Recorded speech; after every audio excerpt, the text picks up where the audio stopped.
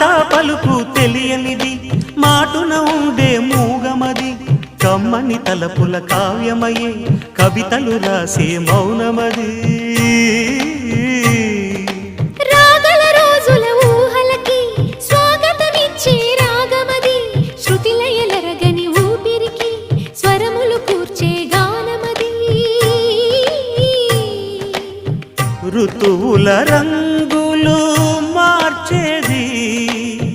కల్పన కలిగిన మది భావం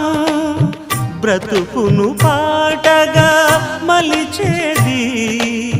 మనసున కదిలిన మృదునాదం కలవనిది